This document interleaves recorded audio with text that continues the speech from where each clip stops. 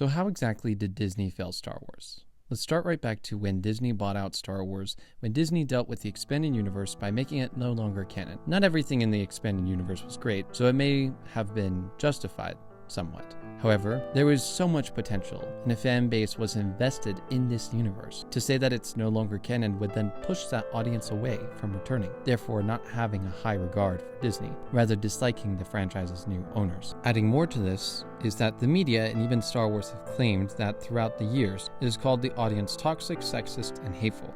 There may be some genuinely hateful, sexist, and even harmful fans, but I believe most Star Wars fans are not very satisfied with what Star Wars has been doing. For example, there's Rey from the sequel trilogy. What most people didn't like about Rey was that she handled any adversity without much resistance, unlike many of the franchise's characters. Notice how I didn't mention anything about the actress Daisy Ridley? She is an excellent actress. The writers didn't write about her character in a way that she grows or likable. However, the media and most of the higher-ups in Star Wars don't take this as criticism and call these people sexist, hateful people when in reality it's not entirely the case. The next point is the public reception of the new Star Wars. What was the last Star Wars project that you were super excited about, that caused a lot of talk and attention? Was it Obi-Wan Kenobi, Ahsoka, the next season of The Mandalorian? Most people today are not as excited about the following Star Wars projects because most projects do not meet the standards of older Star Wars projects. Sure, there have been exceptions, such as Andor and The Mandalorian Season 1 and 2, but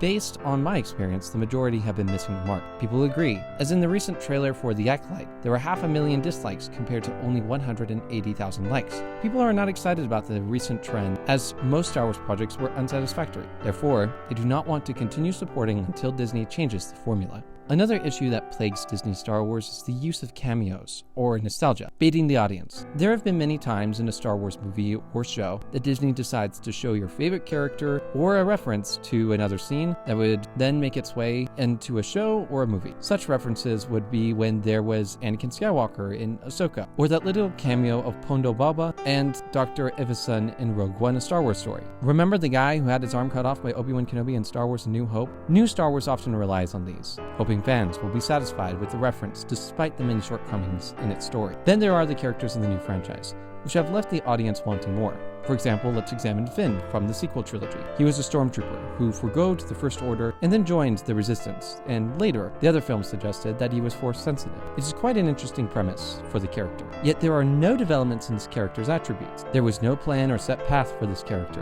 and it ended up being wasted potential, which happens a lot in Disney Star Wars. With that, Disney failed Star Wars by casting out its audience and pushing them away, making the general public uninterested. Adding to the burning fire was the overuse of cameos and reliance on older references in Star Wars and writing for lackluster characters. It could be the end of Star Wars, as it starts to fade away, being forgotten in the public eye. Is this how Star Wars ends? With a whimper, not a bang? I plan to change that, as I have an idea, that I will continue in part 3. Thank you everyone for watching.